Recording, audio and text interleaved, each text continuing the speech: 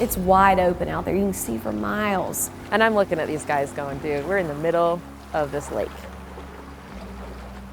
We saw some rise and I was like, they look like blackbirds. And you can see that they're coming, and you can see that they're getting closer, and you can see that they're interested.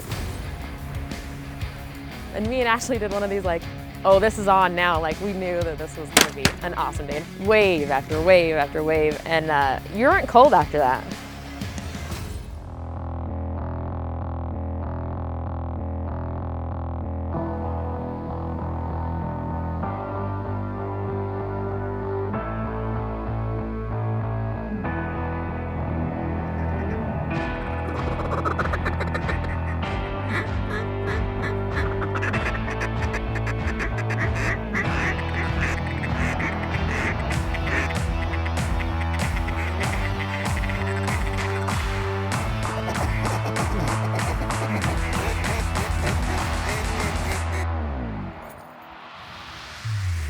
Get him.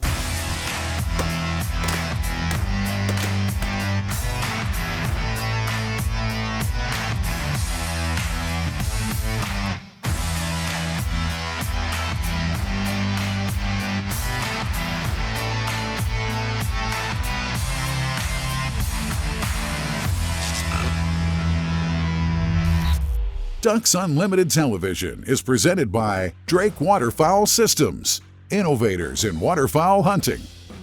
Welcome to the Best of DUTV, a classic episode from last season. This is the first installment of back-to-back episodes featuring myself and Browning Shaundi Campbell, enjoying great hunting and camaraderie out west in two breathtaking locations. This episode features the Great Salt Lake in Utah.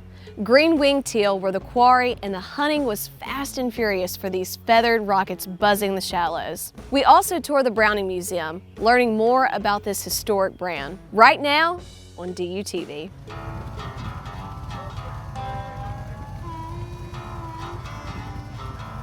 Teal are here because of the Great Salt Lake. It's one of our biggest assets here in Utah. It's really the only reason we have any waterfowl in Utah is because of the Great Salt Lake. Basically, we're on the northern half of the Great Salt Lake. We're probably 40 miles, 45 miles as the crow flies from Salt Lake City, just a little bit to the northwest. They're straight west of Ogden, Utah. Rumor is, and I haven't done research on this as well, but rumor is that the first airboat that was ever created was actually made here in Utah at the Bear River Bird Refuge. I'm sure you have a lot of people in Florida that would argue.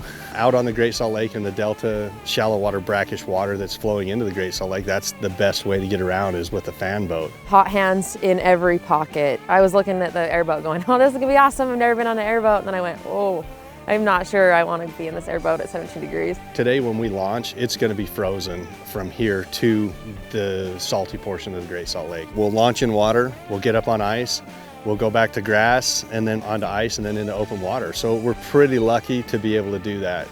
You know, being from the south, we have a teal season early, right after opening day of dove season in September. I'm fighting mosquitoes, I'm fighting snakes, and that's what I think about whenever I'm hunting teal. Go out and you think, oh, big water, we're going to shoot divers, you know, you're going to shoot redheads, canvasbacks, bluebills. We don't get a lot of them using the salt water. The goldeneye and occasionally the bluebills will, but for the most part we get the teal and the shovelers are what are going to feed on that water.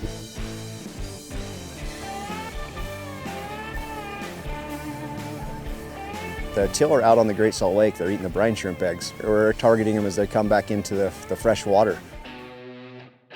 It's a beautiful morning out here on the Salt Lake, and we've seen a ton of birds so far. We've had a lot of big wads come in. And we've got a pretty good setup out here. We were kind of battling the ice and the wind. Typically, on most ducks, when you get a north wind, the birds will go north. They always fly into the wind because they're going to be on the leeward side of whatever they're sitting on. They're going to go out of it. All right. Out here on the lake, for some reason, what we've noticed this year is they did the complete opposite. And part of that is, I think, because the brine and the brine larvae and stuff like that are getting pushed with the wind, all of that. Oh, here comes some more.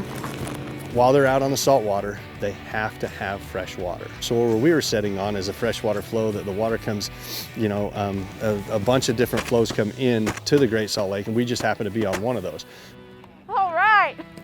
You know, when we set up on the edge of that fresh water, that's where they've got to be there. And so it looks natural for those ducks to see our decoys there. We get a huge migration. We've got open water and we've got fresh water that they can drink. They've got food that they can eat. And so we keep them here a long, long, long time. Ducks Unlimited Television is presented by Drake Waterfowl Systems, innovators in waterfowl hunting. Mossy Oak Shadow Grass Blades, the official camo of Ducks Unlimited. Browning Firearms, the best there is. And by Ducks Unlimited's Ducks Expo at Texas Motor Speedway, celebrating everything outdoors.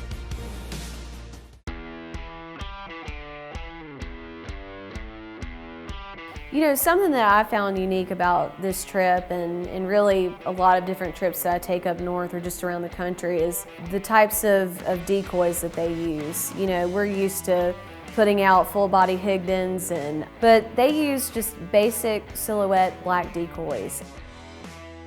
Basically what we're doing is we're trying to look like a big raft of ducks. You'll look out and you're just going to see it looks like a black sheet. All right. Good shot. Good shot. Teamwork.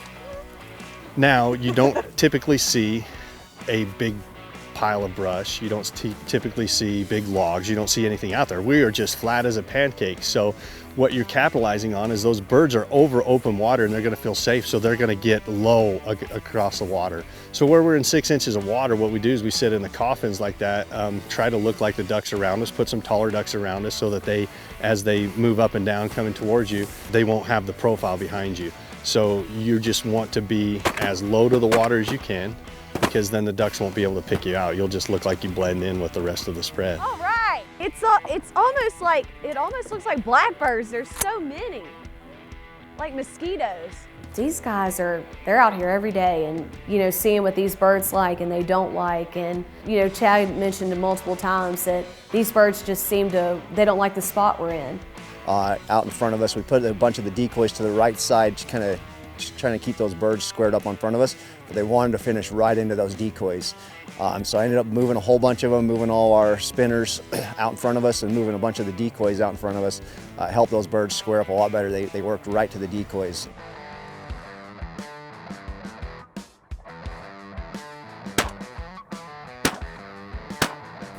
I don't think we got any in that volley, did we?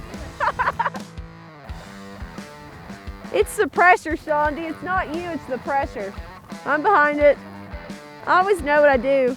Whenever it's 15, 20 degrees outside and there's a north wind blowing at 20 miles per hour, you have to put on some clothes. Oh, I know what I'm doing today. I'm just not getting my head down the gun. A couple of the first tries, we were trying to figure out how we were going to shoulder this gun. And But look, here I am trying to mount this. Watch. And having to lay down and try to shoulder the gun with all those clothes on was way too difficult. They're already halfway to Kansas by now by the time I get it up on my shoulder. So as a hunter, I had to figure out my next step. Get down here in my turkey stance. And so I said, what is the easiest way that's going to help me shoulder this gun? So I got in my turkey stance. Gobble, gobble, boom! I'm waiting on that big old Tom to step right on the other side of that silhouette, and I'm gonna get him right there. And he'd say, take him, and I'd immediately just put it right here. And it saved so much time. And so Shaundi was like, I'm not hitting any birds. I don't know what to do. And I said, Shaundi, you gotta do the gobbler stance.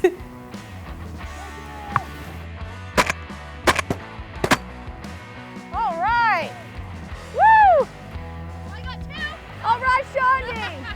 So it was fun. We had a lot of laughs with that because, yeah, we're girls and we have to wear a lot of clothes, and I'm not afraid to admit it. I get cold easy. You know, it's nothing to be ashamed of.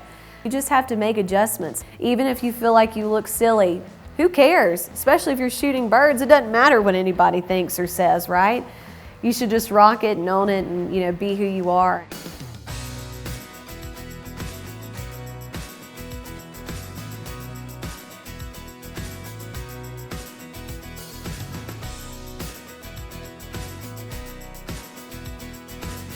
Oceans, bays, inland saltwater lakes, all are homes to ducks and geese. Freshwater species like mallards, pintails, green-winged teal, and others also frequent salty habitats. A unique saltwater impoundment in the U.S. is the Great Salt Lake in Utah, an environmental marvel that is the largest saltwater lake in the entire Western Hemisphere. That great expanse of shallow salt water, along with the fresh and saltwater wetlands around its shore, attract thousands of ducks and geese traveling south out of Western Canada. These wetlands account for upwards of 75% of the entire wetland landscape in the state of Utah and provide critical habitat for many other wildlife species. Ducks Unlimited's conservation projects in Utah are focused on maximizing the efficient use of limited water supplies in the Great Salt Lake's eastern shore marshes and its surrounding watershed. To that end, our projects are largely collaborations with public and private wetland managers to improve their ability to manage these wetlands for waterfowl and other wildlife. Please check out ducks.org to find out how you can help Ducks Unlimited's conservation efforts all over North America. DU Insights is brought to you by Mossy Oak Properties. Find your favorite place at mossyoakproperties.com. DUTV is powered by Browning Ammunition, the best there is. Mossy Oak Properties, America's land specialist. Purina Pro Plan, nutrition that performs. And Plano Synergy and Zinc Calls, a champion in every call.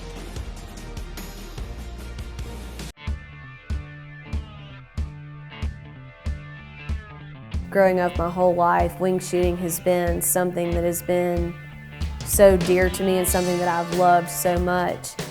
And with that comes just the legacy of Browning shotguns. That's what my dad had, that's what my grandfather had, my great-grandfather had.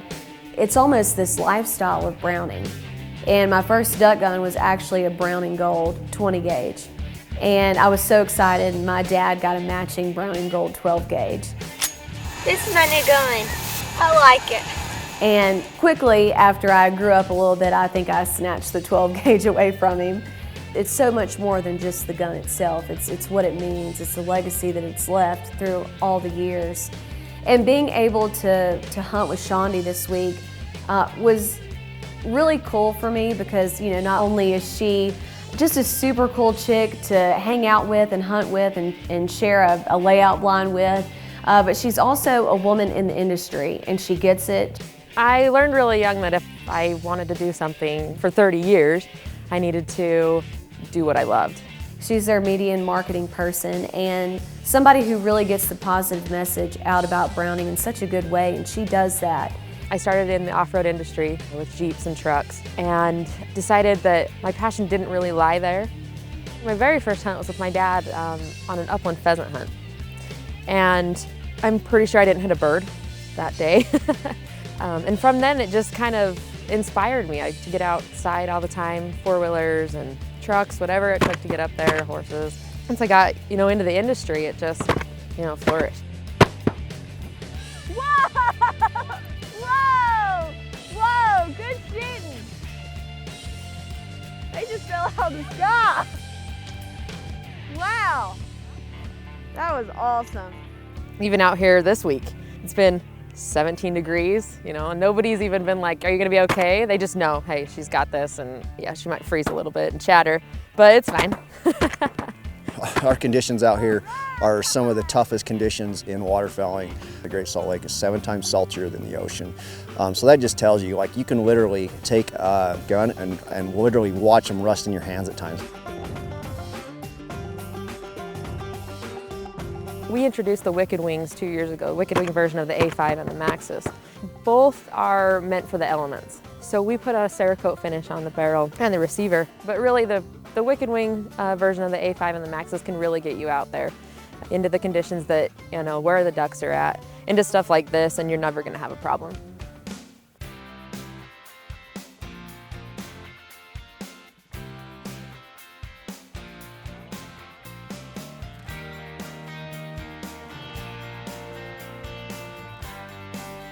most misses with a shotgun are not a matter of inches. They are a matter of feet, they're a matter of yards, and that's because people stop their swing. And the biggest reason people stop their swing is because they look at the gun. There's a couple different drills you can do to teach yourself to keep the gun moving. And what some people do is they'll just try to make a conscious, deliberate follow-through, shoot, keep the gun moving. But what really works, or works the best, I think, is as long as your eye is on the target, it will send the gun to the right place. It will keep the gun going. As long as you keep looking at that moving target, your hands will follow. So one of the things you can do, it's a simple drill, call for a clay bird, shoot it. If you break it, follow the biggest piece to the ground. Stay in the gun. That'll give you the idea that you need to look at the target and never look back at your gun, because as soon as you do, that target won't break.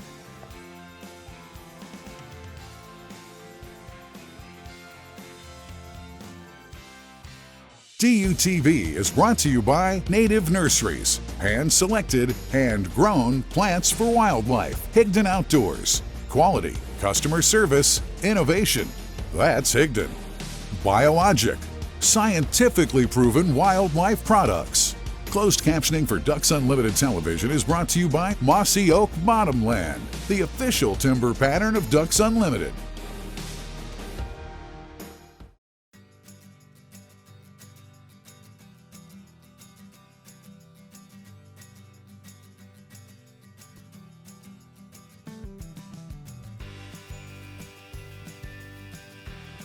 Cold, wet, wintry conditions can sap the strength and stamina right out of your retriever.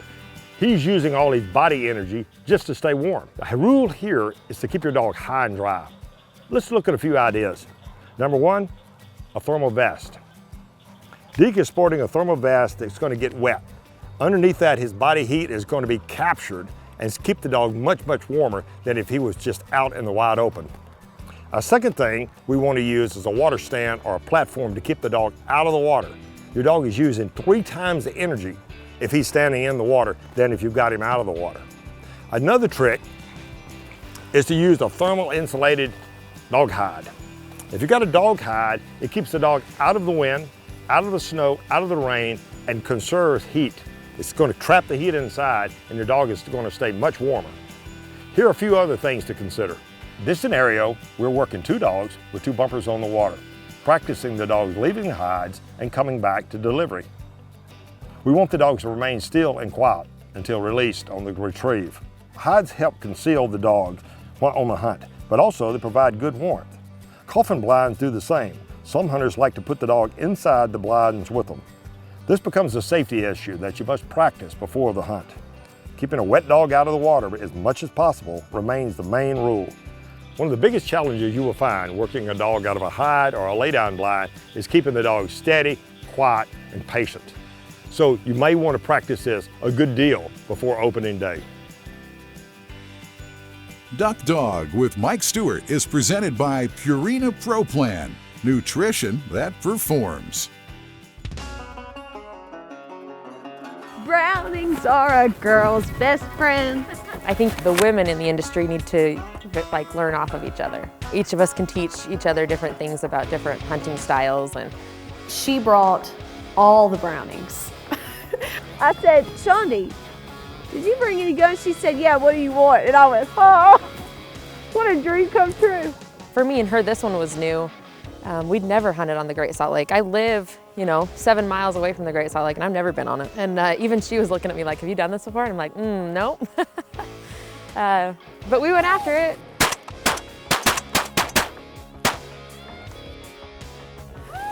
Good shot, Shaundi. My burrito's fantastic. Of course, I've had to put it down a couple of times because I thought birds were working. Like right now, let me put it down. Gotta get serious.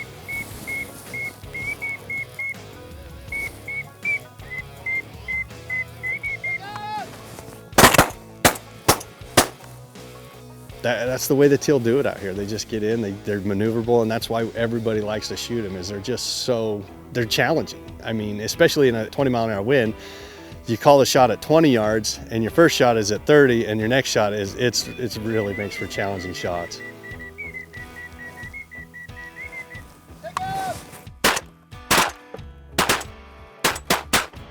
All right. Good shooting, guys.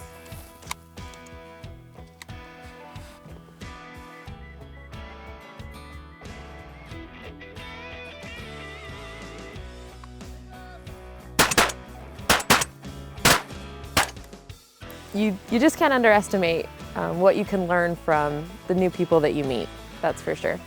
All right, good shooting. And we're just two girls that like to get out there and go try to get on some waterfowl, and that's exactly what we did. And no matter the weather conditions, we toughed it out like always, and we had a great time doing it. So just thank you for everybody for making this happen. And like I said, we had a wonderful time, and hopefully we'll be able to come back soon. Ooh, they did it right, didn't they? That was pretty. The way they all cupped in there like that, right hanging on top of us. What a fantastic hunt, one of my personal favorites. Thanks to Shaundi, Campbell, and Browning for their support of Ducks Unlimited and habitat conservation. Special thanks to Chad and Rob of Fried Feathers Outfitters for showing us such a great time. Your support of waterfowling through the efforts of Ducks Unlimited is much appreciated. See you next time on DUTV.